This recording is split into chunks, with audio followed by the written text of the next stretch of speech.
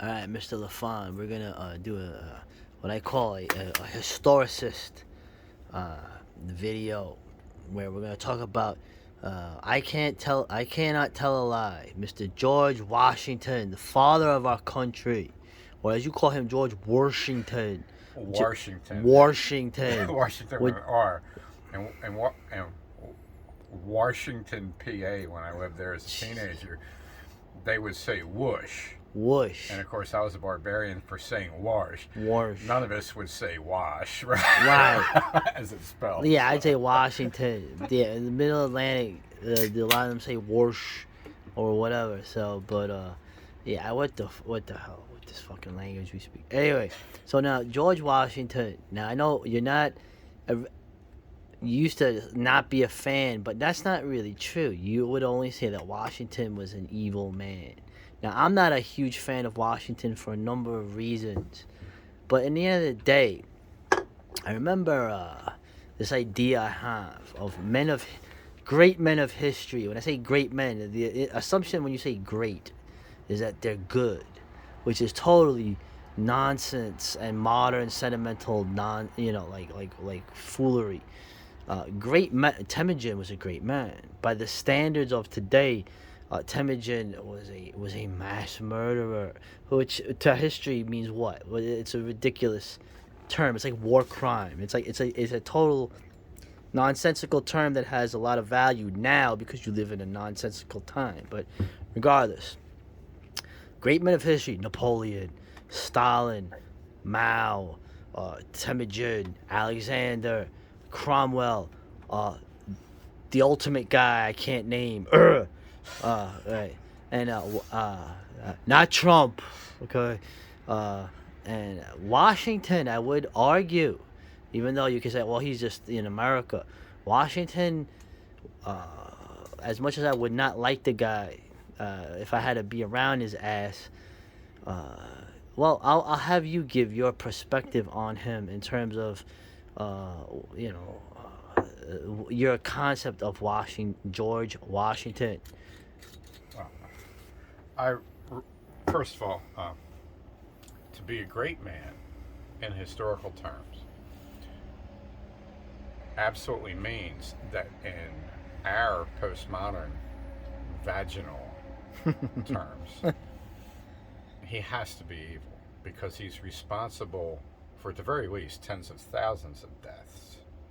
And in the case of Temujin, Genghis Khan, the great king, you're probably talking about 30 million directly ordered Directly, deaths, yeah. okay? Yeah. But this is the thing that I respect about George Washington. You see this? Not the tiny muscle, but like the bruises. What is that? And like these bruises here. Where'd you get those? I really respect the two guys that did this to me 2 days ago.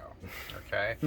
And George Washington beat his own slaves. Oh, Most slave masters made another slave beat the other slaves. Well, They get oversee like the them. real big slave and Hey. say, okay, here, you get to eat meat and we'll give you whiskey on Saturday night.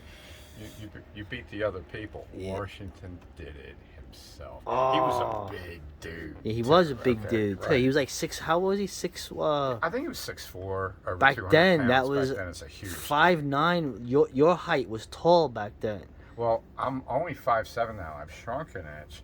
Wait, which you're would- my height? Which would Oh no, I've shrunk. that would qualify me barely to get into to the ranks. To be a grenadier, you had to be 5'10", Oh, which would put you on par with people like Washington, who had cheese and milk when they were young and right. had meat when they were adults. So Right.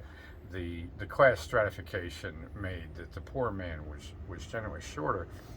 Washington did not have what people in my generation, late boomers, would regard as normal family life. He was adopted by one of his parents. He was of a noble Virginia family, but he married a woman that was from a higher status family than his own, so he had to overachieve.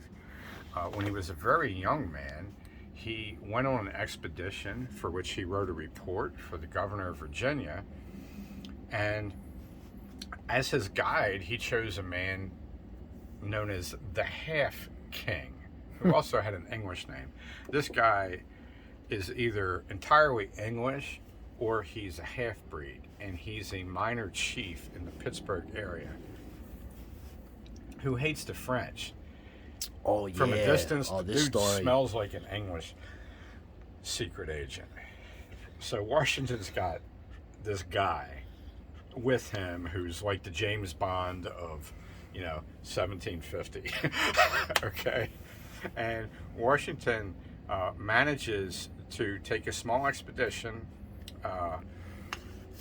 to the Pittsburgh area and meet with the French commander there. Right in Pittsburgh, remember, Western It was called Pennsylvania. Fort Duquesne. Fort French Duquesne. at It the was time. not.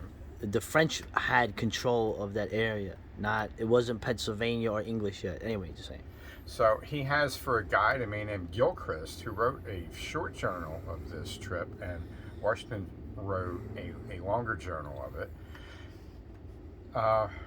The Half King ends up murdering a French lieutenant that Washington had taken captive.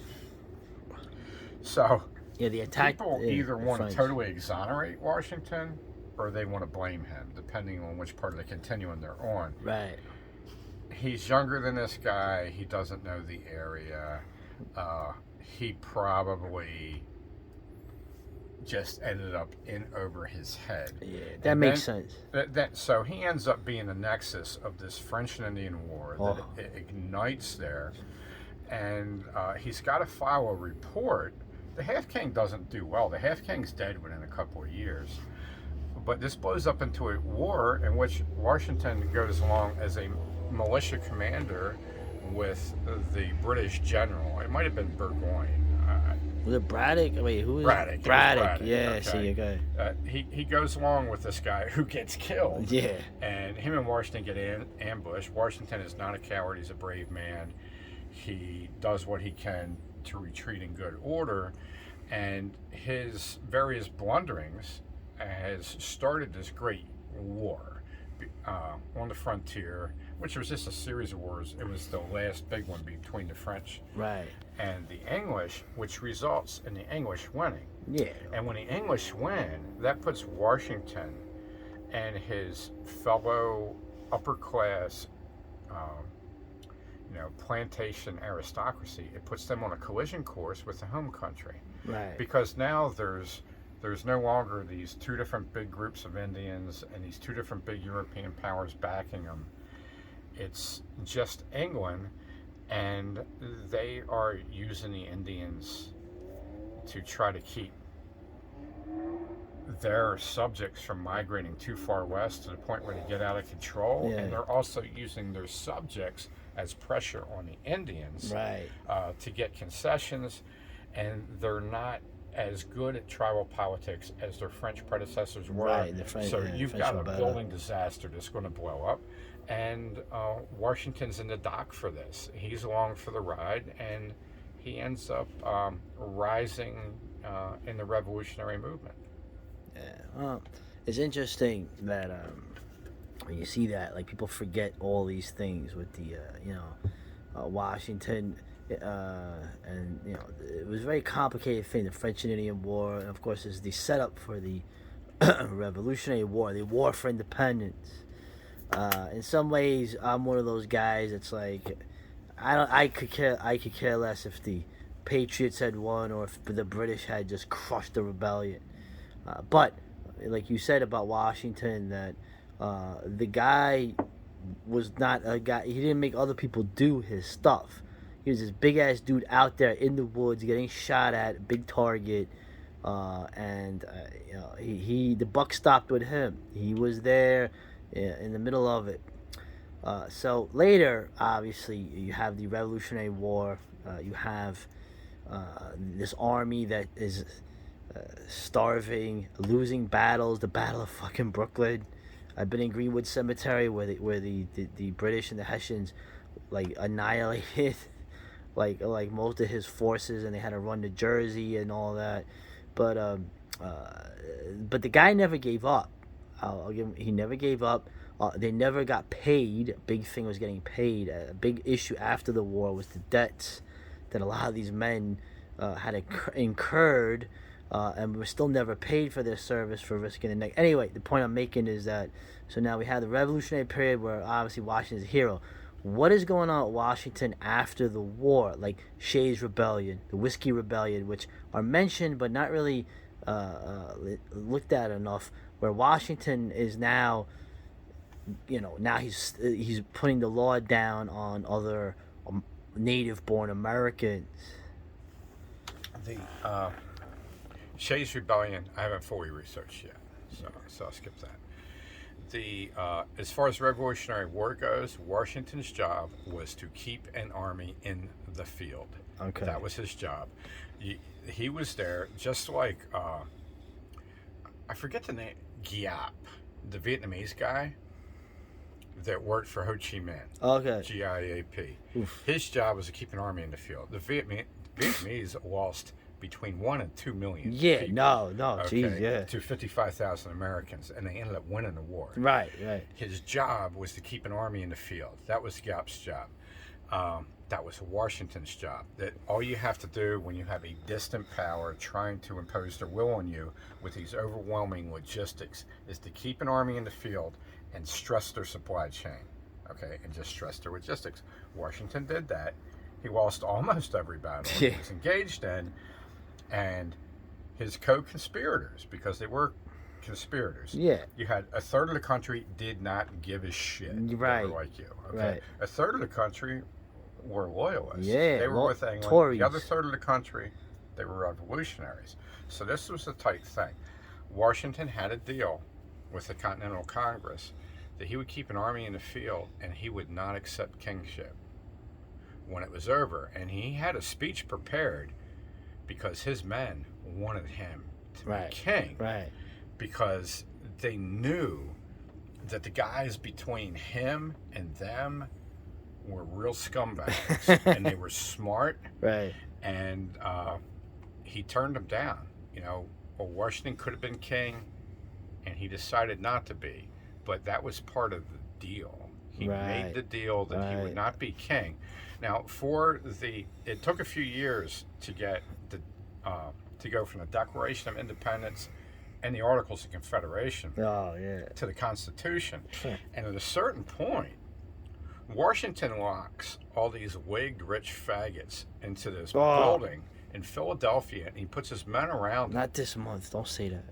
This is what Constantius did at the Council of Nicaea when he got all the Christian bishops together, and he said, you guys are going to decide. He had already decided that Christianity was going to be the religion of the Roman Empire, because amongst his soldiers, the most loyal men were the Christians. It's not even clear if he was a Christian, but he decided this was going to be the religion of the empire. He locked them in the church and said, you guys are going to come out with a decision on what's going to be in this book. Right. And they came out with a decision on 66 documents that would be in this book. Okay. So, we'll have to finish this in another brief video, which won't be as long as this. But Washington's career after the Revolutionary War is where it gets really tough. I mean, he's fighting the most powerful country and really the best high quality and best supplied military on the planet, with a bunch of local conscripts, paying them with currency that they don't even know they're going to be able to redeem, right? Yeah, no, that's a whole issue. Okay, so and that's stressful enough. After 1783, when the British capitulate after Yorktown, his job becomes even tougher, and we can discuss that later. It'll be a shorter video. Okay, yeah, no. That leads us to Turtle, because him and Turtle became friends. You are giving lectures that people should be paying for. I should be charging people for this. A university should be teaching this as a curriculum. What? That's right. You serious? Yeah. Yeah. Oh, man. Could I bring my Bush Light too? Yeah, right, yeah. No, you do your brandy craft and your private study. Okay, and you're on my deck here drinking light beer. All right.